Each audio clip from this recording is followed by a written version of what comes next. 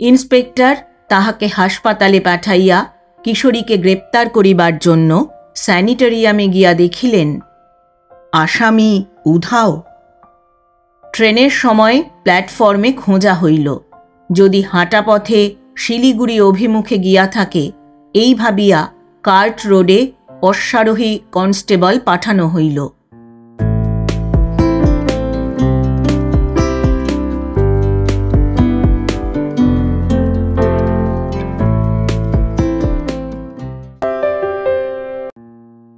শুভেচ্ছা বন্ধুরা, এক রাশ শুভেচ্ছা আর ভালোবাসা। আমি অর্পিতা, আর আপনারা শুনছেন এক ব্যাগ গপ্প ইউটিউব চ্যানেল। বন্ধুরা, শুরুতেই একটা ছোট্ট অনুরোধ, এখনও যারা এক ব্যাগ গপ্প চ্যানেলটি সাবস্ক্রাইব করেননি তাদের উদ্দেশ্যে বলি, আজই চ্যানেলটি সাবস্ক্রাইব করে সঙ্গে থাকুন, উৎসাহ পাব এগিয়ে চলার।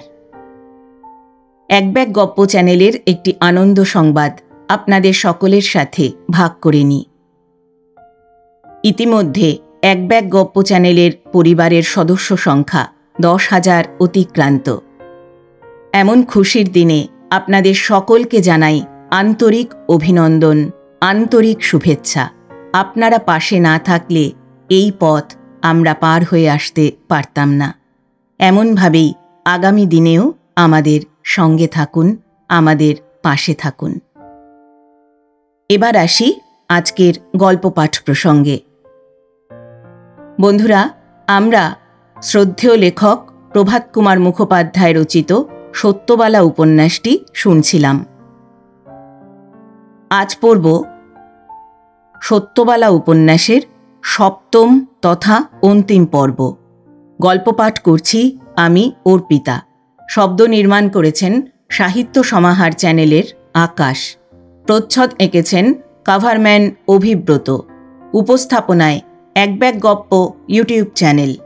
শুরু করছি শ্রদ্ধেয় লেখক প্রভাত কুমার মুখোপাধ্যায় রচিত সত্যবালা উপন্যাসের 7ম তথা অন্তিম পর্ব। দুইজনে উঠিল। নীনার চুলের ফুলটি পড়িয়া গিয়াছিল। কিশোরী আরেকটি তুলিয়া তার কবরীতে পরাইয়া দিল। পূর্বেরটি নিজের আলখাল্লার বুকে গুঁজিয়া লইল। নামিতে নামিতে নিম্নে অধিত্যকায় ছাউনির দৃশ্যটি ক্রমে স্পষ্ট হইতে স্পষ্টতর হইয়া উঠিতে লাগিল। ছাউনির সন্নিকটে ইহারা পৌঁছিলে দেখা গেল কিশোরীর পূর্ব পরিচিত সেই রটেনহ্যাম সাহেব পাইপ মুখে করিয়া ইতস্তত পরিভ্রমণ করিতেছে। ইহাদিগকে দেখিয়া সাহেব অগ্রসর হইয়া আসিল এবং ইংরাজি ভাষায় হ্যালো লামা, আসিয়াছ, বড় খুশি হইলাম বলিয়া নিজ কর প্রসারণ করিয়া দিল। করমর্দন করিতে করিতে বলিল, এই মহিলাটিকে? কিশোরী বলিল, ইনি পরলোকগত জোংপা লামার কন্যা এবং আমার বাগদত্তা বধূ। সাহেব নীনার দিকে চাহিয়া শিরোনমন পূর্বক তাহাকে অভিবাদন করিয়া কিশোরীর পানে চাহিয়া বলিল, বেশ বেশ, তোমাদের দুটিকে মানাইয়াছে ভালো। তা ইনিও কি ইংরাজি কহেন? কিশোরী বলিল, না, ইনি তিব্বতীয় ভাষা কহিয়া থাকেন। সাহেব বলিলেন, তবে আপনি ইহাকে বলুন, ইনি আসাতে আমরা বড়ই খুশি হইয়াছি। কেবল দুঃখের বিষয় এই যে ইহাকে অভ্যর্থনা করিবার জন্য কোনো আত্মীয় মহিলা আমাদের সঙ্গে নাই।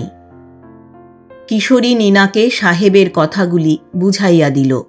অতঃপর সাহেবের আহ্বানে দুইজনে প্রধান তাম্বুর দিকে অগ্রসর হইল। তাম্বুর সম্মুখে বৃক্ষতলে ক্যাম্প টেবিলের উপরে চা প্রভৃতি সরঞ্জাম বিস্তৃত ছিল। অপর দুইজন সাহেব আসিলে রটেনহ্যাম সকলের পরিচয় সম্পাদন করিয়া দিল। অতিথিদ্বয়কে চা, রুটি, মাখন প্রভৃতি পরিবেশন করিয়া দিয়া রটেনহ্যাম তিব্বত দেশ সম্বন্ধে কিশোরীকে নানাবিধ প্রশ্ন করিতে লাগিল। কিশোরী কতক বা নীনার নিকট জানিয়া লইয়া, কতক বা পুঁথিগত বিদ্যার সাহায্যে, কতক বা নিছক কল্পনার উপর নির্ভর করিয়া সে সকলের উত্তর দিতে লাগিল। চা পান শেষ হইলে কিশোরী সাহেবদিগকে বলিল, আপনাদের সঙ্গে পুরাতন সংবাদপত্রাদি আছে কি? বহুদিন আমি দার্জিলিং যাইতে পারি নাই। বাহিরের পৃথিবীর কোনো খবরই পাই না। রটেনহ্যাম বলিল, বেশি নাই, কিছু কিছু আছে। দার্জিলিংয়ে আমাদের অবস্থানকালে যে কাগজগুলি পাইয়াছিলাম তাহার কতক আমাদের সঙ্গে আছে বটে, তবে প্রায়ই সেগুলি জিনিসপত্রের গায়ে জড়ানো আছে। আচ্ছা, আমি খান কতক খুঁজিয়া তোমাকে দিবক্ষণ। সাহেবেরা একে একে উঠিয়া গেলেন। অল্পক্ষণ পরে রটেনহ্যাম ফিরিয়া আসিয়া খান কতক খবরের কাগজ কিশোরীর হাতে দিলেন। কিশোরী বলিল, এগুলি আমি কি লইয়া যাইতে পারি? পড়িয়া আজ বিকালেই আমার লোক দিয়া ফেরত পাঠাইব। সাহেব বলিলেন, নিশ্চয় নিশ্চয়। তাহাকে ধন্যবাদ দিয়া খবরের কাগজগুলি লইয়া নীনাসহ কিশোরী বিদায় গ্রহণ করিল। অবরোহণ যত সহজে সম্পন্ন হইয়াছিল, আরোহণ অবশ্যই তদ্রূপ হইল না। তবে নীনার সুমধুর সাহচর্য ও তাহার অনায়াস ক্ষিপ্র গতির দৃষ্টান্ত কিশোরীকে উৎসাহিত করিয়া তাহার পথক্লেশ বহু পরিমাণে বিদূরিত করিতে লাগিল। মাঝে একবার থামিয়া নীনা বলিল, একে তোমার অনভ্যাস, তাহাতে আবার রোগে দেহ দুর্বল। তোমার বড় কষ্ট হইতেছে, একটু বসিবে? কিশোরী বলিল, বসিব, চলো। সেই রিংচেন কুঞ্জে আবার বসিয়া কিছুক্ষণ বিশ্রাম করিব। কিশোরী থামিল না, তবে তাহার গতি ক্রমে মন্দ হইতে মন্দতর হইতে লাগিল। অতি কষ্টে সে পূর্বোক্ত ফুলের ঝোপগুলির নিকটবর্তী হইল। পাকদণ্ডী ছাড়িয়া সেই ঝোপের মধ্যে আবার দুইজনে গিয়া বসিল। বাক্য বিনিময়ের ক্ষমতা কিছুক্ষণ পর্যন্ত উভয়ের কাহারও রহিল না। পরস্পরের মুখের পানে চাহিয়া সুখের হাসি হাসিয়া কথা কহিবার স্বাদ তাহারা মিটাইল। নীনা অবশেষে বলিল, ওই কাগজগুলি তুমি আনিলে, ওগুলি কি? খবরের কাগজ যে ব্যাপারটি কি, কি প্রকারে তাহা তৈয়ারি হইয়া দেশ দেশান্তরে প্রচারিত হয়, তাহা কিশোরী সংক্ষেপে নীনাকে বুঝাইয়া দিল। নীনা কাগজগুলি হাতে লইয়া নাড়িতে চাড়িতে লাগিল। শেষে বলিল, তুমি যে যে ভাষা জানো সে সকল তুমি ক্রমে আমাকে শিখাইয়া দিও। তুমি যেখানে যাইতে পারো, আমার সেখানে প্রবেশাধিকার নাই, ইহা মনে হইলে দাম্পত্য সম্বন্ধে আমার আদর্শ ক্ষুণ্ণ হয়। কিশোরী বলিল, শিখাইব বই কি নীনা, আমি যাহা জানি সমস্তই তোমায় শিখাইয়া দিব। প্রথমে আমার মাতৃভাষা বাঙালা তোমায় শিখাইব। তোমার তিব্বতীয় ভাষা আমি অল্প শিখিয়াছি বটে, আরও অনেক শিখিতে এখন বাকি।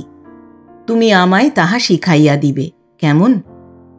মুক্ত আকাশের নীল চন্দ্রাতপ তলে সেই রিংচেন সৌরভে আমোদিত নির্জন কুঞ্জ বিতান মধ্যে বসিয়া এই তরুণ তরুণী প্রায় 1 ঘণ্টা কাল বিশ্রাম করিল এবং সমস্ত ক্ষণই যে খালি লেখাপড়ার কথা কহিয়াই কাটাইল এমতো বলা যায় না।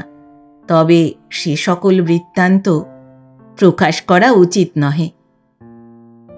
সম্পূর্ণভাবে সুস্থ ও বিগত ক্লেশ হইয়া নীনার বাহু কিশোরী নিজের বাহুতে শৃঙ্খলিত করিয়া কুঞ্জবিতান হইতে বাহির হইল এবং পাকদণ্ডীর পথে পৌঁছিয়া আবার পর্বতারোহণ আরম্ভ করিল।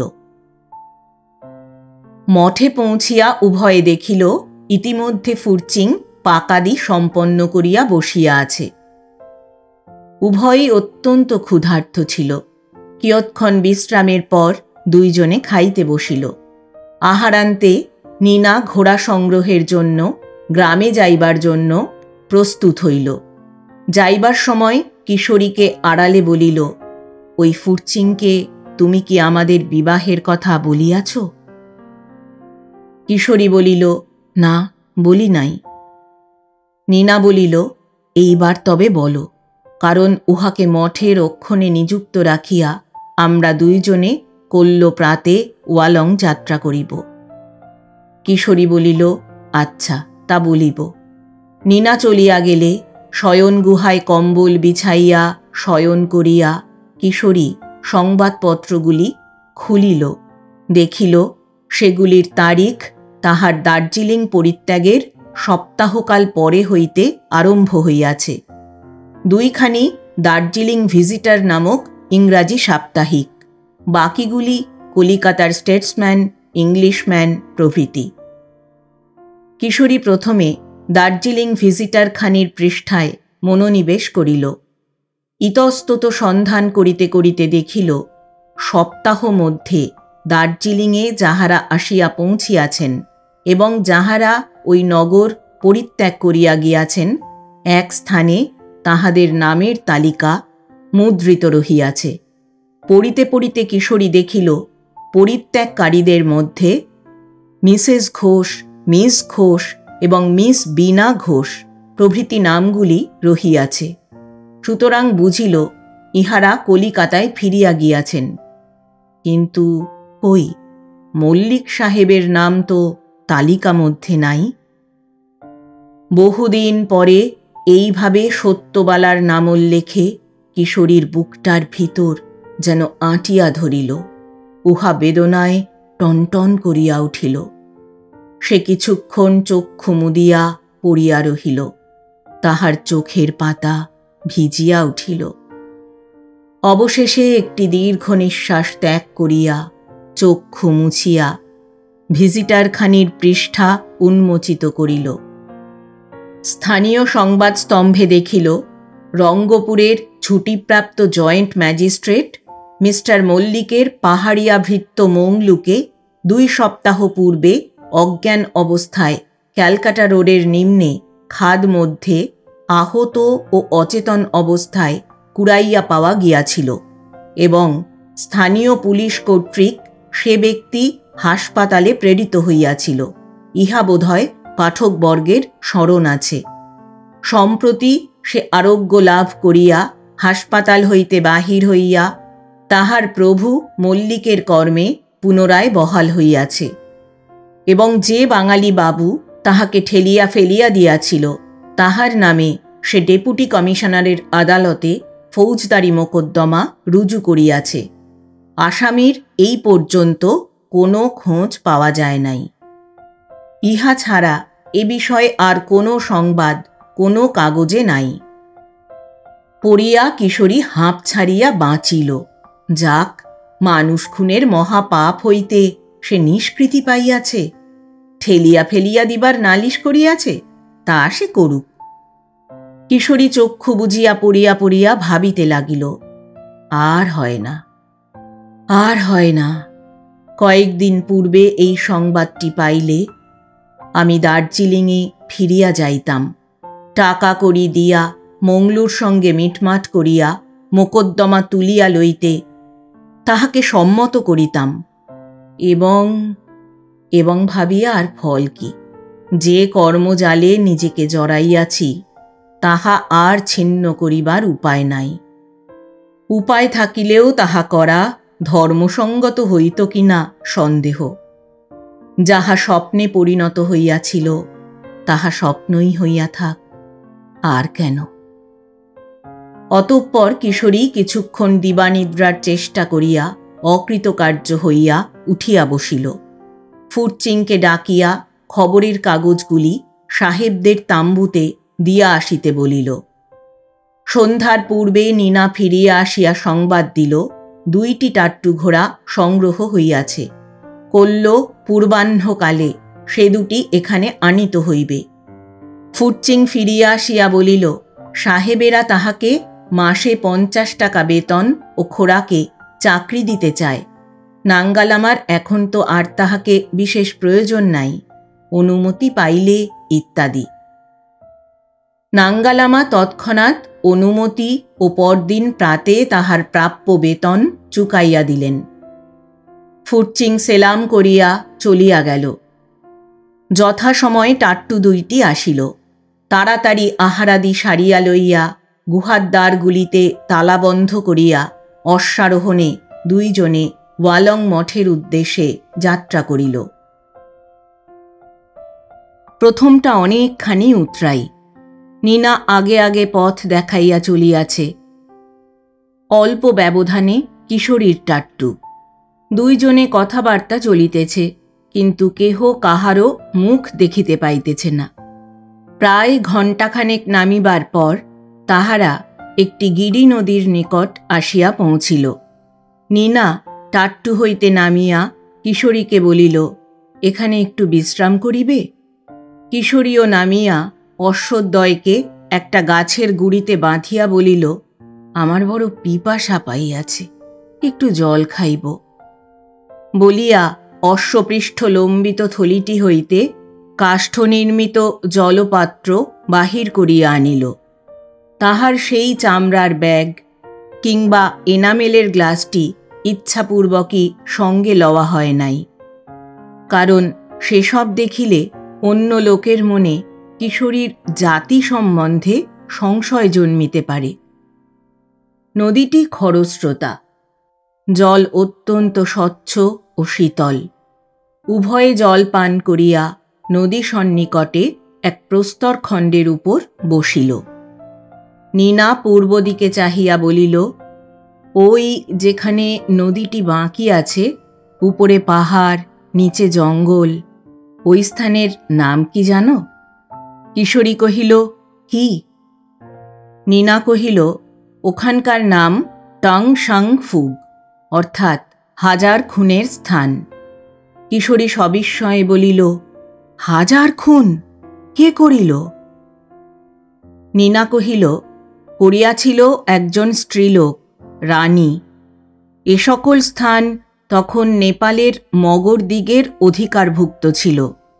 প্রবাদ এই যে তিব্বত হইতে শার্পাগণ আসিয়া এই কাংপাচেন অঞ্চলে প্রথমে বসতি স্থাপন করে। তাহাদিগকে কিরাত বলিত।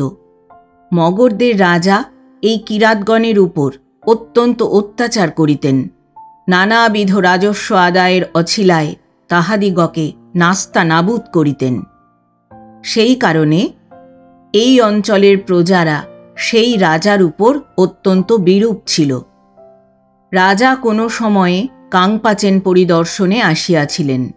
এই সুযোগে শার্পা অথবা এই কিরাতগণ ষড়যন্ত্র করিয়া অনুচরবর্গ সহ তাহাকে হত্যা করিয়া ফেলে। সপ্তাহ যায়, মাস যায়, রাজা ফিরিতেছেন না দেখিয়া রানী বড়ই উদ্বিগ্ন হইয়া উঠিলেন। অনুসন্ধান জন্য চর পাঠাইলেন, কিন্তু রাজা কোথায় বা তাহার কি হইল কেহই কোনো সংবাদ আনিতে পারিল না। অবশেষে রানী নিজেই বাহির হইলেন।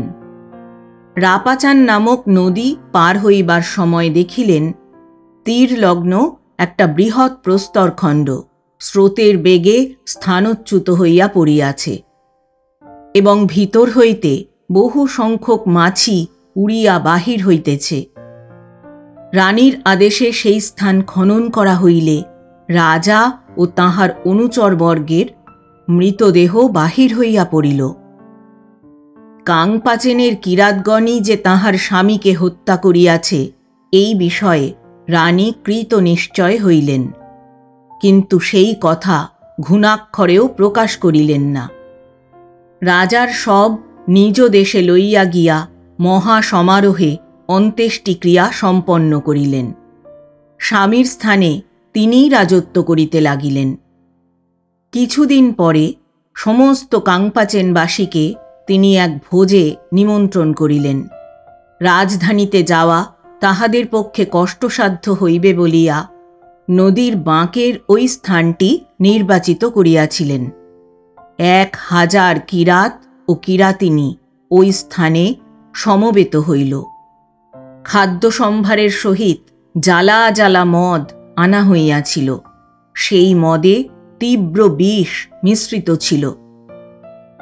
সেই 1000 কিরাত এই মদ্য পান করিয়া সেইখানেই পঞ্চত্ব প্রাপ্ত হইল। সেই অবধি ওই স্থানের নাম হইয়াছে টং সং ফুগ, হাজার খুনের স্থান। এই শোচনীয় কাহিনী শুনিয়া কিশোরী কিছুক্ষণ স্তব্ধ হইয়া বসিয়া রহিল। শেষে জিজ্ঞাসা করিল, তারপর কি হইল? নীনা বলিল, ক্রমে এই হত্যা সংবাদ তিব্বতে পৌঁছিল। তিব্বত রাজ মগর রানীর বিরুদ্ধে সৈন্য প্রেরণ করিলেন। সেবার রানী জয়লাভ করেন, কিন্তু পরে তিব্বতীয়গণ কাংপাচেন প্রদেশ মগরদিগের হস্ত হইতে উদ্ধার করিয়া লইয়াছিল। কিশোরী আকাশের দিকে চাহিয়া দেখিল, প্রায় মধ্যাহ্নকাল উপস্থিত। বলিল, চলো, এখানে আর অধিক বিলম্ব করিয়া কাজ নাই। সন্ধ্যার মধ্যে আমাদিগকে ন্যাংডিং গোম্ফায় পৌঁছিতে হইবে তো। 2 দিনের পথ। তৎপূর্বেই পরামর্শ হইয়াছিল ন্যাংডিং গোম্ফায় বা মঠে আশ্রয় লইয়া রাত্রিটা কাটাইতে হইবে। উভয়ে তখন উঠিয়া অশ্বারোহণে নদীর তীরে তীরে পশ্চিমাভিমুখে চলিল। যদিও চড়াই, কিন্তু বেশি কষ্টদায়ক পথ নহে। কখনো নদীর উভয় তীরে, কখনো একদিকে মাত্র পাহাড় জঙ্গল দেখা যাইতে লাগিল। কোথাও বা শস্যক্ষেত্রে কৃষকেরা হল চালন করিতেছে। নীনা বলিল, এই সকল ক্ষেতে যব, গম, সরিষা প্রভৃতি জন্মায়, আর এই সকল পাহাড়ে বন্য মেষ থাকে, কস্তুরী হরিণও থাকে। আরও কিছু দূর অগ্রসর হইলে মাঝে মাঝে বায়ুতে কস্তুরীর গন্ধ অনুভূত হইবে। ঘণ্টা 2 চলিবার পর নদী তীরবর্তী জঙ্গলের প্রান্তে একটি রমণীয় স্থান দেখিয়া উভয়ে সেই স্থানে বিশ্রাম করিবার পরামর্শ করিল। ক্ষুধায় দুজনেই কাতর হইয়াছিল। অশ্বদ্বয়কে একটি তৃণবহুল স্থানে বাঁধিয়া প্রথমে তাহারা নদীর জলে মুখ হাত ধুইল। কিছুক্ষণ বিশ্রামের পর থলি হইতে খাবার বাহির করিয়া ক্ষুণ্ণিবৃত্তি করিল। সেই পথে 2 জন কৃষক যাইতেছিল। নীনা তাহাদিগকে জিজ্ঞাসা করিয়া জানিল, ন্যাংডিং গোম্ফা তথা হইতে আরও 2 ঘণ্টার পথে অবস্থিত। সুতরাং অধিক কালক্ষেপ না করিয়া আবার তাহারা অশ্বারোহণ করিল। ন্যাংডিং গোম্ফার নিকটবর্তী হইতে সূর্যাস্তকাল উপস্থিত হইল। গোম্ফাটি নদী তীর হইতে কিছু দূরে একটি ক্ষুদ্র পর্বতের সানুদেশে অবস্থিত। নীনা বলিল, ওই গোম্ফায় কয়েকজন লামা থাকেন। আমার বাপের নাম শুনিলে তাহারা হয়তো চিনিয়া ফেলিবেন। সুতরাং ওখানে গিয়া আত্মপরিচয় দেওয়া হইবে না। শুধু বলিব, আমরা ওয়ালং মঠে যাইতেছি, রাত্রিটার জন্য আশ্রয় চাই। যত গুহা ওখানে আছে তত লামা নাই শুনিয়াছি, সুতরাং স্থানের অভাব হইবে না। কিশোরী বলিল, আত্মপরিচয় দিবে না বলিতেছ, কিন্তু যদি উহারা জিজ্ঞাসা করে আমি তোমার কে? নীনা কহিল, সে তো জিজ্ঞাসা করিবেই। লামারা না করুক, আনিরা তো করিবেই। তখন পরিচয় মাত্র গোপন করিয়া প্রকৃত কথাই বলিতে হইবে। আমরা বিবাহিত হইবার জন্য ওয়ালং মঠে যাইতেছি। কিশোরী জিজ্ঞাসা করিল, আনি কি? নীনা বলিল, মঠে কোনো কোনো লামার আনি থাকে, তাহা কি তুমি শোনো নাই? কিশোরী কহিল, না, শুনি নাই তো। আনি কি, শিষ্য, চেলা? নীনা মুখ নত করিয়া মৃদুস্বরে বলিল, না, অবিবাহিতা স্ত্রী। ক্রমে তাহারা পাহাড়ে উঠিতে আরম্ভ করিল। পাহাড়টি অধিক উচ্চ নহে। অর্ধ ঘণ্টার মধ্যেই তাহারা সেখানে পৌঁছিতে পারিল। মঠের সম্মুখে কয়েকজন স্ত্রীলোক অর্থাৎ আনি দেখা গেল। কেহ কেহ বসিয়া গল্প করিতেছে, কেহ শিশু সন্তানকে দুগ্ধ পান করাইতেছে, কেহ বা শস্য চূর্ণ করিতে ব্যস্ত। নীনা তাহাদের নিকটবর্তী হইয়া জিজ্ঞাসা করিল, এই মঠের প্রধান লামা কোথায়? একজন আনি বলিল, প্রধান ও অন্য অন্য লামাগণ ধর্মগ্রন্থ পাঠে নিযুক্ত আছেন। সন্ধ্যার পর তাহাদের কার্য শেষ হইবে। প্রধান লামার কোনো আনি আছেন কি? নীনা জিজ্ঞাসা করিল। উক্তিকারিণী একজন প্রৌঢ়া রমণীকে সসম্ভ্রমে দেখাইয়া বলিল, উনি প্রধান লামার আনি। নীনা তাহার নিকট নিজের প্রার্থনা জানাইল। তিনি খুঁটিনাটি করিয়া নীনাকে নানা প্রশ্ন করিতে লাগিলেন। শেষে সকলের সদুত্তর পাইয়া অবশেষে কর্ত্রীঠাকুরানী অঙ্গুলি নির্দেশ করিয়া বলিলেন, ওই দিকে কয়েকটি খালি গুহা আছে। তোমার লোকটিকে বলো একটি নির্বাচিত করিয়া লোক। আমার দাসী যে গোম্ফায় শয়ন করে, তোমার স্থান সেইখানেই হইতে পারিবে বলিয়া তিনি দাসীকে ডাকিয়া অতিথি সৎকারের আদেশ প্রদান করিলেন। কিশোরী টাট্টু দুইটিকে ঘাস দানা দিয়া তাহাদিগকে এক একটি গুহায় বাঁধিয়া রাখিল।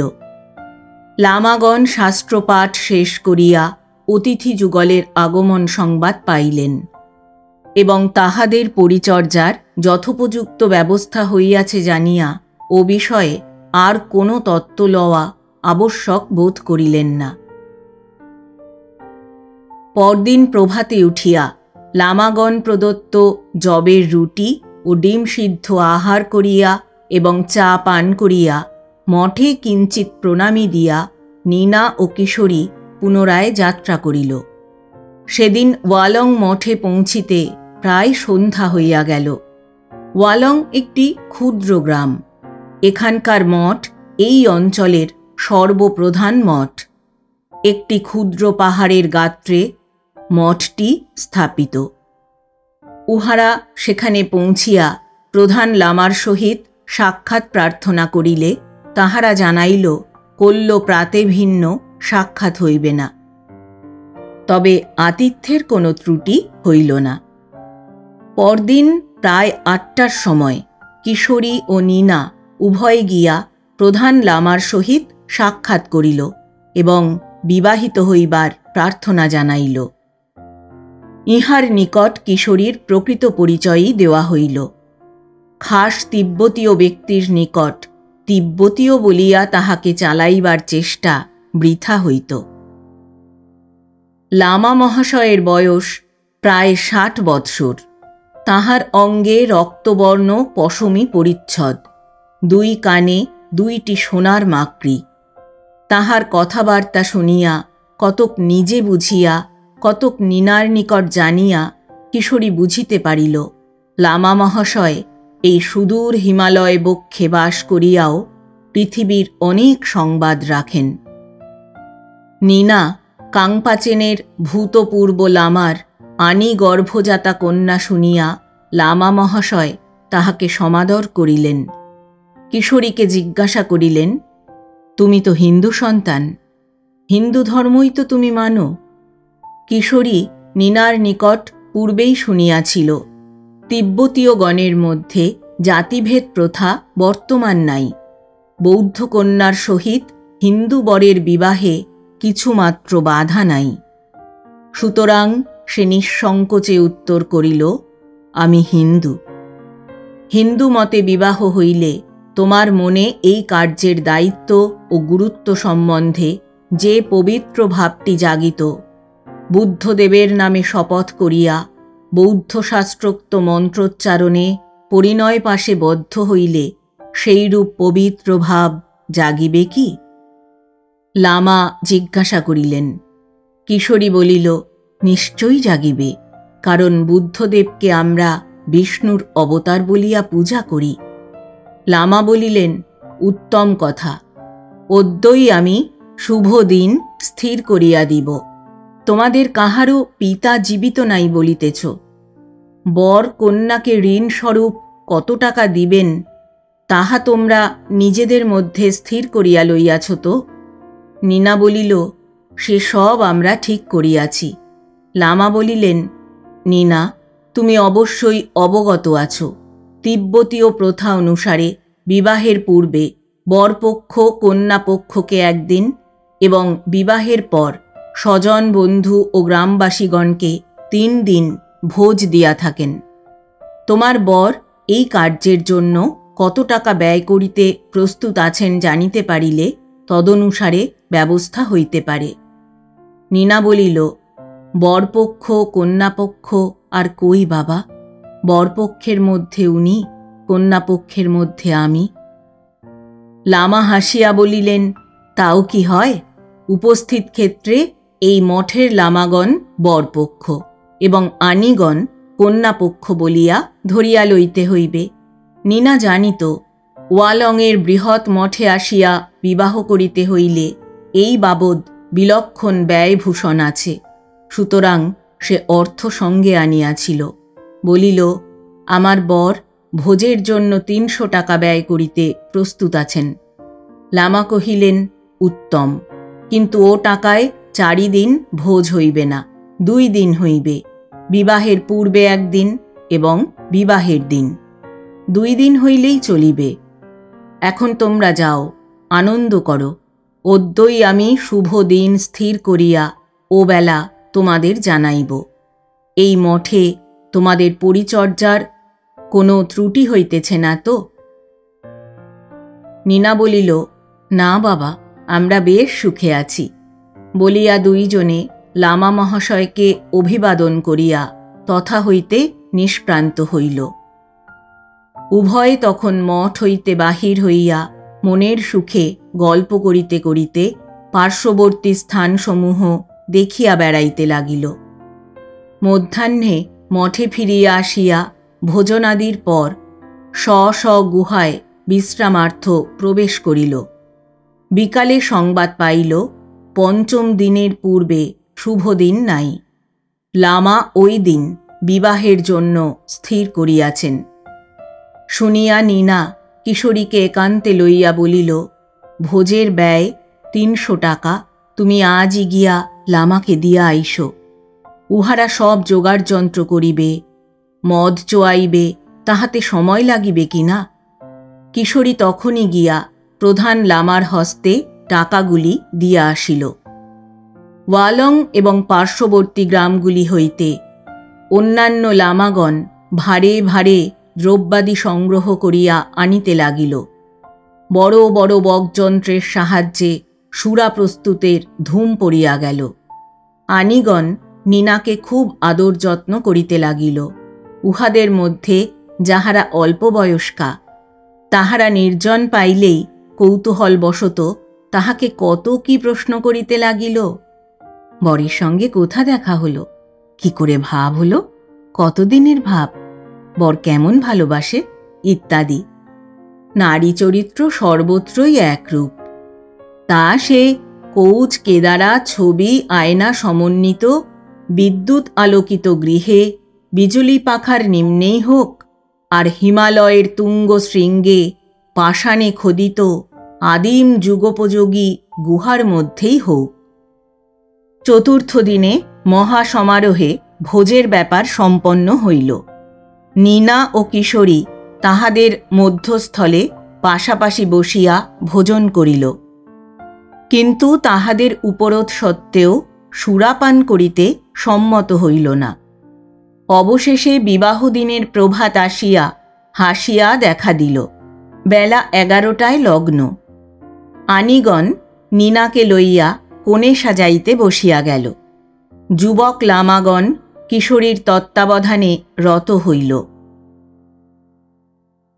যথাসময়ে 2টি বেদিকার উপর বরকন্যাকে বসাইয়া প্রধান লামা স্বয়ং পুরোহিতের আসনে উপবেশন করিলেন। লামাগণের সমবেত স্বরে পর্বতগাত্র পরিপূর্ণ হইয়া উঠিল। স্তোত্রপাঠ, মন্ত্রোচ্চারণ প্রভৃতি সর্বাঙ্গীন ক্রিয়াকলাপ শেষ করিতে প্রায় অপরাহ্নকাল উপস্থিত হইল। বর বধূ প্রবীণ লামাগণের পদতলে প্রণত হইয়া তাহাদের আশীর্বাদ গ্রহণ করিল। আহারাদি আরম্ভ হইতে বেলা প্রায় ঢলিয়া আসিল। সন্ধ্যার পর অবধি অনেকক্ষণ ভোজের উৎসব চলিল। আনন্দ রোলের অন্ত নাই। এদিনেও ভোজের সময় এতক্ষণ নীনা বা কিশোরী সুরা স্পর্শ করে নাই। শেষের দিকে কয়েকজন আনি এই বিষয়ে উভয়কে অত্যন্ত পীড়াপিড়ি করিতে লাগিল। বলিল, খাও, যে দিনের যে নিয়ম তাহা তো পালন করা চাই, নহিলে অকল্যাণ হইবে। অবশেষে কিশোরী যস্মিন দেশে যদাচার এই হিসাবে কিঞ্চিৎ মাত্র পান করিল। নীনাও তাহার প্রসাদ পাইল। অবশেষে আনিগণ বরকন্যাকে তাহাদের জন্য নির্দিষ্ট গুহাকক্ষে লইয়া গেল। এই কক্ষটি সুপরিসর। রৌপ্য নির্মিত দীপাধারের উপর সুবর্ণের প্রদীপে গন্ধতৈল জ্বলিতেছিল। গাঢ় লোহিত বর্ণের রেশমি বস্ত্রে গুহাগাত্র সমাবৃত। উপর প্রান্ত ব্যাপিয়া গোলাপি রেশমের ঝালর ঝুলিতেছে। শয্যার প্রচ্ছদ বস্ত্র রেশমি। উপাধান দুইটি সুকোমল মখমলে মণ্ডিত। আনিগণ নানারূপ হাস্যপরিহাসে গুহাখানি মুখরিত করিয়া তুলিল। অবশেষে নবদম্পতিকে শুভরাত্রি ইচ্ছা করিয়া তাহারা সকলে প্রস্থান করিল। দ্বার বন্ধ করিয়া আসিয়া কিশোরী বলিল, এ যে রাজপুত্রের বাসর ঘরের মতো করিয়া সজ্জিত হইয়াছে। নীনা বলিল, এই মঠের প্রধান লামা রাজতুল্যই ধনবান। পরদিন প্রাতে উঠিয়া চা পানান্তে নীনা ও কিশোরী প্রধান লামার নিকট বিদায় গ্রহণ করিতে গেল। লামা তাহাদিগকে নিকটে বসাইয়া স্নেহগর্ভ স্বরে কয়েকটি উপদেশ প্রদান করিলেন। অবশেষে কিশোরীকে জিজ্ঞাসা করিলেন, তুমি কি তোমার নববধূকে লইয়া এখন হিন্দুস্থানে ফিরিয়া যাইবে? কিশোরী বলিল, এখন কিছুদিন আমরা কাংপাচেনেই বাস করিব। পরে কি করিব তাহা এখনো আমরা স্থির করি নাই। কিশোরী লামাকে প্রণাম করিয়া তাহার পদপ্রান্তে 5টি মোহর রাখিয়া দিল। নীনা 2টি মোহর দিয়া প্রণাম করিল। তারপর অন্যান্য লামা ও আনিগণের নিকট বিদায় লইয়া তাহারা অশ্বারোহণে যাত্রা করিল। সেই রাত্রি ন্যাংডিং গুম্ফায় বিশ্রাম করিয়া পরদিন সন্ধ্যার পূর্বেই কাংপাচেনে আসিয়া পৌঁছিল। গৃহে ফিরিয়া নীনার চক্ষু অশ্রুভারাক্রান্ত হইয়া উঠিল। কিশোরী বলিল, কেন নীনা, এই আনন্দের দিনে চোখের জল ফেলিতেছ কেন? নীনা বলিল, বাবা দেখিলেন না। কিশোরী আদর করিয়া নিজের রুমালে নীনার চোখ মুছাইয়া দিয়া বলিল, তিনি স্বর্গ হইতে আমাদের আশীর্বাদ করিতেছেন। মল্লিক সাহেব সেই রাত্রেই ভৃত্য মুখে থানায় খুনের সংবাদ পাঠাইয়াছিলেন। পরদিন প্রাতে ইন্সপেক্টর সাহেব আসিয়া যখন সাক্ষীগণের জবানবন্দি লিপিবদ্ধ করিতে বসিয়াছেন, সেই সময় 2 জন পাহাড়ি মংলুর আহত দেহ খাটিয়ায় বহন করিয়া মল্লিক সাহেবের বাঙালায় লইয়া আসে। সকলেই দেখিল মংলু মরে নাই, আঘাতের যন্ত্রণায় কাতরাইতেছে। প্রশ্ন করিলে 2-1টি কথায় উত্তরও দিতেছে। ইন্সপেক্টর তাহাকে হাসপাতালে পাঠাইয়া কিশোরীকে গ্রেপ্তার করিবার জন্য স্যানিটারিয়ামে গিয়া দেখিলেন আসামি উধাও। ট্রেনের সময় প্ল্যাটফর্মে খোঁজা হইল, যদি হাঁটা পথে শিলিগুড়ি অভিমুখে গিয়া থাকে এই ভাবিয়া কার্ট রোডে অশ্বারোহী কনস্টেবল পাঠানো হইল। কার্শিয়াং শিলিগুড়িতে তার করা হইল, কিন্তু কোথাও আসামির খোঁজ মিলিল না। অবশেষে কলিকাতার পুলিশ কমিশনারকে তার করিয়া দিয়া দার্জিলিং পুলিশ বিষয়ান্তরে মন দিলেন। এদিকে হাসপাতালে মংলুও ধীরে ধীরে আরোগ্য লাভ করিতে লাগিল।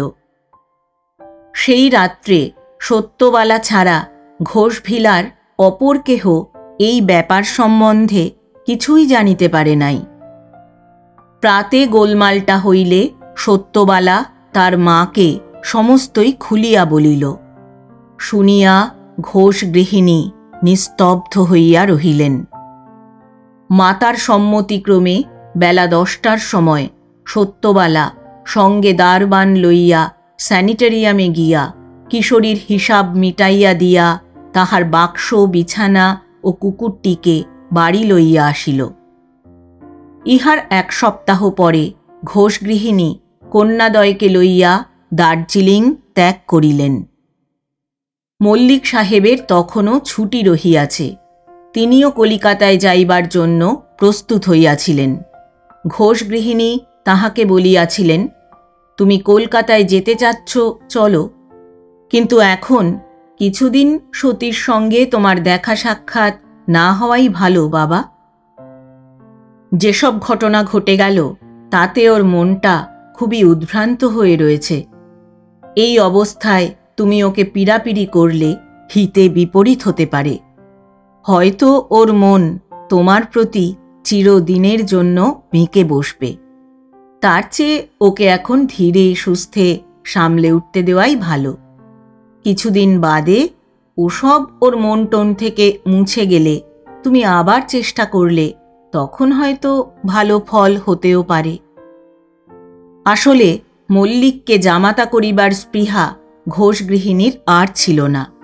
তিনি বুঝিয়াছিলেন সত্যবালা ও মল্লিকের চরিত্রগত পার্থক্য এত বেশি যে বিবাহ হইলে উহারা পরস্পরকে লইয়া সুখী হইবে এমন সম্ভাবনা খুবই কম।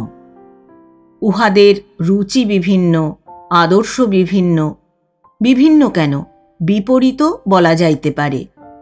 কিশোরীর সঙ্গে সকল বিষয়ে সতীর যেমন মিশ খাইয়াছিল, মল্লিক যদি মাঝে পড়িয়া এই গণ্ডগোলটা না বাধাইত তবে হয়তো সময়ে তিনি স্বামীকে সম্মত করিয়া উভয়ের মিলন ঘটাইতে পারিতেন।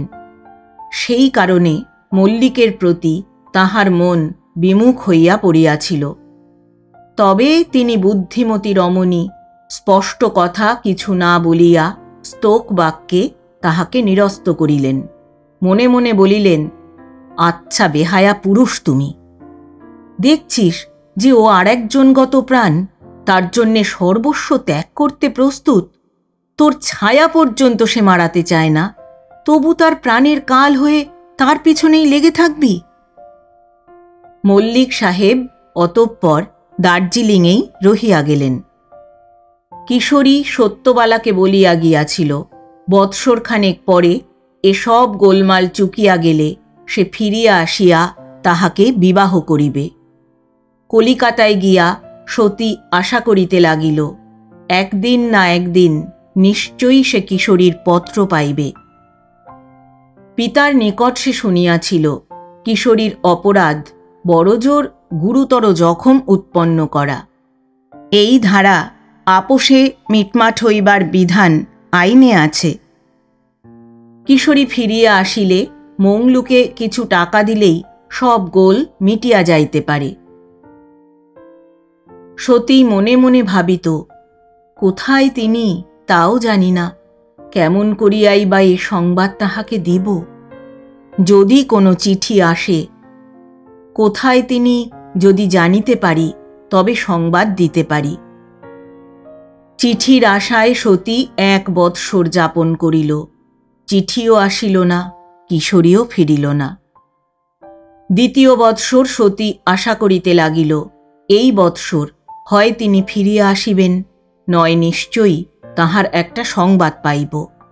কিন্তু 2য় বৎসরও কাটিয়া গেল, তাহার আশা অপূর্ণ রহিল। তখন সতী স্থির করিল, কিশোরী আর বাঁচিয়া নাই। পাহাড়ে জঙ্গলে বেঘোরে সে প্রাণ হারাইয়াছে। দিবসে সে তাহার পড়াশোনা লইয়া ও গৃহকর্ম করিয়া কাটাইয়া দেয়। রাত্রে প্রায়ই বিছানায় শুইয়া খানিকক্ষণ কাঁদে, তারপর ঘুমাইয়া পড়ে। ইতিমধ্যে মাঝে মাঝে সতীর রূপে গুণে অথবা তাহার পিতার সহায়তার লোভে আকৃষ্ট হইয়া মক্কেলহীন অবিবাহিত ব্যারিস্টারগণ আসিয়া তাহার সঙ্গে ভাব করিবার চেষ্টা করিয়াছে, কিন্তু কোনো সুবিধা করিতে না পারিয়া অন্য শিকারের উদ্দেশ্যে ধাবিত হইয়াছে। তৃতীয় বৎসর। সতী তার মা বাপকে বলিল, এমন করিয়া তাহার দিন আর কাটে না।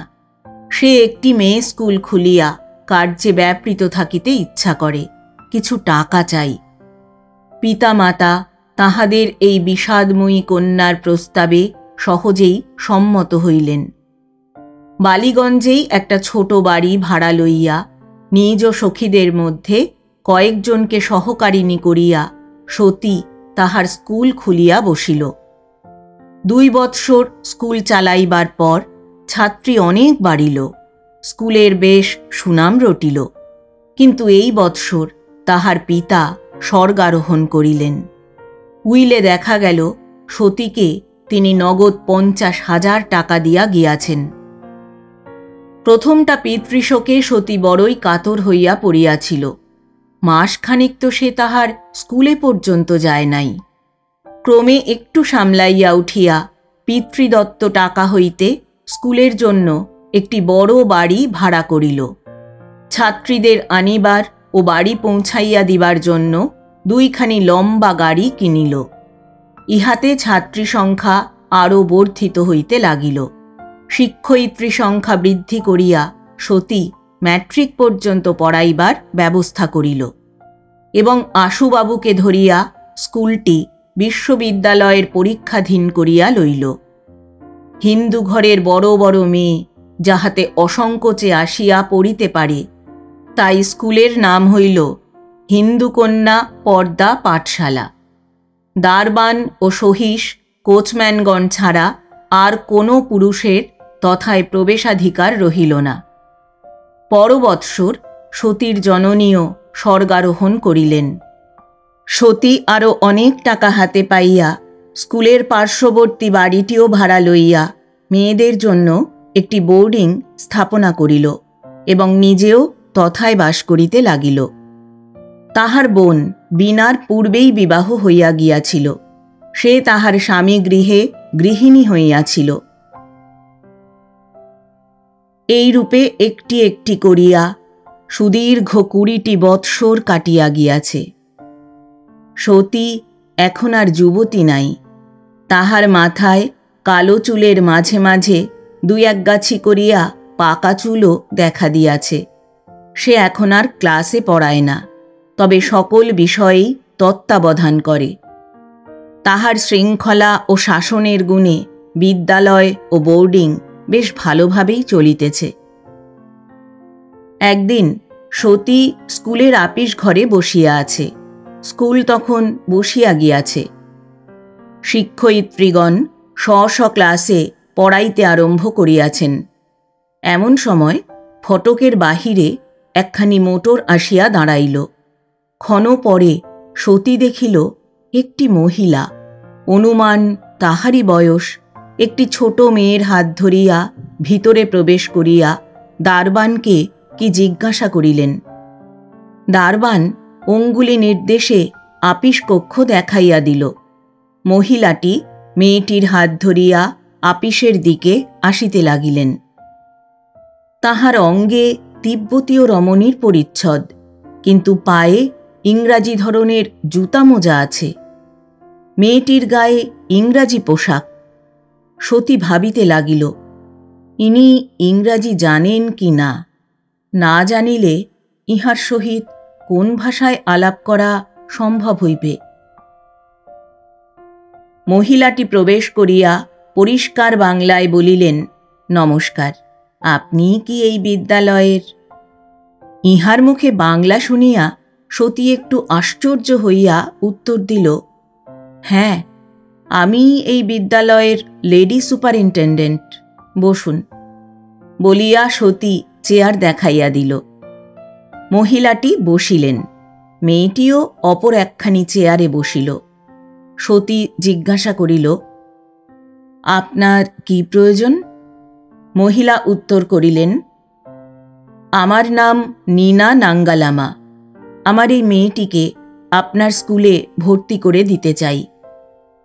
কিন্তু আমরা বৌদ্ধ, আপনার এ হিন্দু কন্যা পাঠশালা, আমার মেয়েকে নিতে আপনাদের কোনো আপত্তি আছে কি? সতী বলিল, কিছুমাত্র না। বৌদ্ধ ধর্ম তো হিন্দু ধর্মেরই একটা অঙ্গ। আপনি নিশ্চয়ই জানেন বুদ্ধদেব আমাদের একজন অবতার। হ্যাঁ, তা জানি। বেশ, তাহলে কাল এই সময়ে এসে মেয়েকে আমি ভর্তি করে দিয়ে যেতে পারি? নীনা জিজ্ঞাসা করিল। সতী বলিল, অবশ্যই। বাড়িতে আপনার মেয়ে কিছু পড়েছে? নীনা বলিল, বলো খুকি, তুমি কি পড়ছ? গুরুমাকে বলো। খুকি বলিল, আমি এখন দ্বিতীয় ভাগ পড়ি। নীনা বলিল, আপনি বোধহয় আশ্চর্য হচ্ছেন, এত বড় মেয়ে এখনও দ্বিতীয় ভাগ পড়ে? আসল কথা, আমরা আজ ৩-৪ মাস মাত্র কলকাতায় এসেছি। যেখানে এতদিন আমরা থাকতাম সেখানে বই কেতাব কিছুই পাওয়া যায় না। এই কলকাতায় এসে পণ্ডিত রেখে খুকিকে বাংলা পড়াতে শুরু করেছি। সতী জিজ্ঞাসা করিল, আপনারা কোথায় থাকতেন? আমরা ছিলাম কাংপাচেন, প্রায় তিব্বতের কাছাকাছি।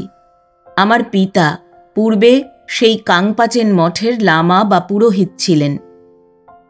সতী বলিল, আপনি ছেলেবেলায় বাংলাদেশে ছিলেন বুঝি? নীনা কহিল, না, 5 মাস আগে পর্যন্ত আমি নিজের দেশের বাইরে কোথাও পাও দিইনি। তবে এমন সুন্দর বাংলা আপনি শিখলেন কোথায়? সতী আশ্চর্য হইয়া বলিল। নীনা কয়েক মুহূর্ত নীরব থাকিয়া বলিল, সে কথা আর একদিন আপনাকে বলবো।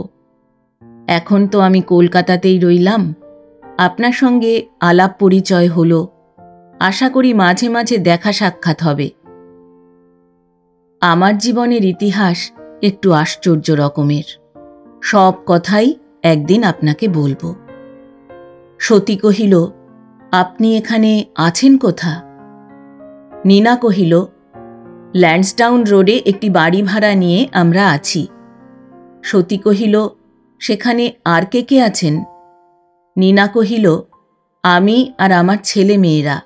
আমার 2টি ছেলে, একটির বয়স 18, আরেকটির 15, আর এই মেয়েটি, এ 7 বছরে পড়েছে।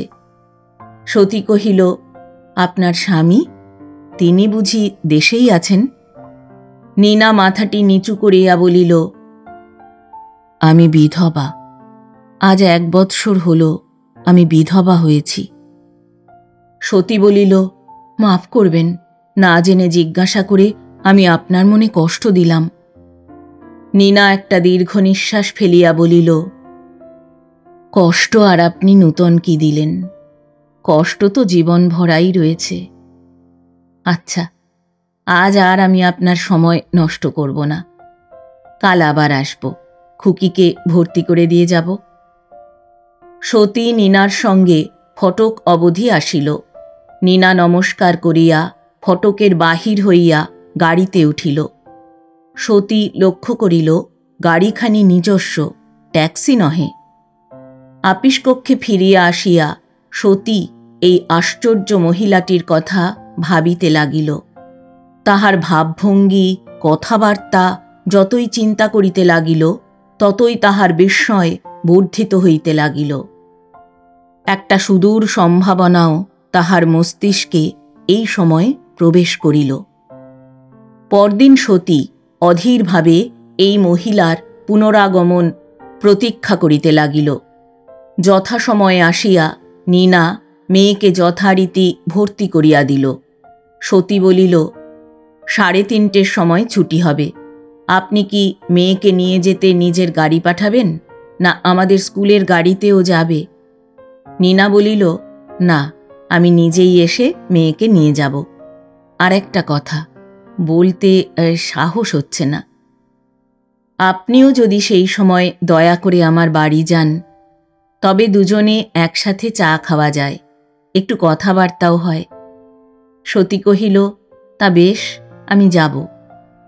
3টার পর আবার আসিয়া নীনা কন্যাকে ও সতীকে নিজের গাড়িতে উঠাইয়া লইয়া গেল। কন্যাকে খাওয়াইয়া আয়ার জিম্মায় বাগানে তাহাকে খেলা করিতে পাঠাইয়া সতীকে নিজ শয়নকক্ষে বসাইয়া কথাবার্তা কহিতে লাগিল। নীনা বলিল, আপনি আমায় কাল জিজ্ঞাসা করেছিলেন, আমি আজীবন তিব্বতবাসিনী হয়েও এমন বাংলা শিখলাম কোথা থেকে। আচ্ছা, আপনি কি এ প্রশ্নের কোনো উত্তর নিজের মনে পেয়েছেন? সতী বলিল, হ্যাঁ, তা পেয়েছি। নীনা বলিল, তাহলে আপনি ঠিকই অনুমান করেছেন, বলিয়া নীনা নত মুখে বসিয়া রহিল।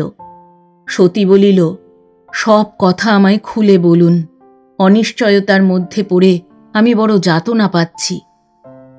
নীনা বলিল, আমার স্বামী ছিলেন তিনি, যিনি আপনাকে বিবাহ করতে চেয়েছিলেন। বিবাহের ধার্য দিনে ভোরবেলা যাকে অবস্থার গতিকে দার্জিলিং থেকে পালাতে হয়। এই কথা শুনিয়া সতীর মাথা ঝিমঝিম করিতে লাগিল। চেয়ারের বাজুতে হাতের উপর মাথা রাখিয়া সে নীরব হইয়া রহিল। নীনাও নীরবে বসিয়া রহিল। তাহার চক্ষু হইতে 2 ফোঁটা অশ্রু গড়াইয়া তাহার বস্ত্রে পড়িল।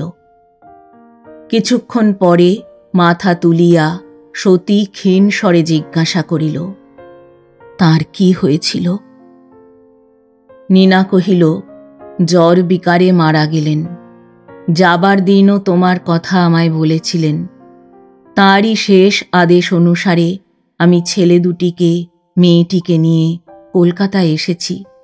তোমার বিষয় সমস্ত খোঁজখবর নিয়ে তারপর কাল তোমার সঙ্গে দেখা করেছি। তিনি বলেছিলেন, যদি এসে আমি খবর পাই যে তুমি বিবাহ করে সংসার ধর্ম পালন করছো, তাহলে যেন কোনো কথা তোমার কাছে না ভাঙি। এমনকি তোমার সঙ্গে দেখা পর্যন্ত করতে মানা করেছিলেন। আর যদি দেখি তুমি বিবাহ করনি, তাহলে সব কথাই তোমায় যেন বলি, তোমার সঙ্গে সখিত্ব বন্ধনে আবদ্ধ হই। সতী কোনো কথা বলিতে পারিল না। গালে হাত দিয়া বসিয়া খোলা জানালা পথে বাহিরের নারিকেল গাছের পানে চাহিয়া রহিল। কিয়ৎক্ষণ অপেক্ষা করিয়া নীনা বলিল, আমার প্রতি তোমার মনের ভাব এখন কিরকম হচ্ছে বা এরপরে কি দাঁড়াবে তা জানি না, কিন্তু আমার প্রতি কোনো বিদ্বেষের ভাব মনে তুমি পোষণ করো না ভাই। সব কথা বিস্তারিতভাবে বলবার সময় এ নয়। ক্রমে সে সবই তোমায় আমি বলবো। সব কথা শুনলে তিনি তোমার প্রতি বিশ্বাসঘাতকতা দোষে নিতান্ত দোষী বলে তোমার মনে হবে না। এখন আর মন খারাপ করে কি হবে? চলো দুজনে একটু চা খাইগে। আমার ছেলেদের স্কুল থেকে আসবার সময় হলো, তাদেরও দেখবে চলো। আমার তো আশা তোমাতে আমাতে 2টি বোনের মতো থেকে তার ছেলে মেয়েগুলিকে মানুষ করব। তবে তোমার যদি তা পছন্দ না হয়, ভবিষ্যতে আর আমি তোমায় কোনো দিন বিরক্ত করব না। সতী একটু দীর্ঘ নিঃশ্বাস ফেলিয়া উঠিয়া দাঁড়াইয়া বলিল, চলো নীনা। নীনা তাহার হাতটি ধরিয়া বলিল, চলো। তোমায় আমি কি বলে ডাকব আমায় বলে দাও। তুমি আমায় দিদি বলে ডেকো। এখন থেকে 2 বোনের মতোই আমরা থাকব। বলিয়া সতী নীনাকে বুকে জড়াইয়া ধরিয়া তাহার কাঁধে মাথা রাখিল।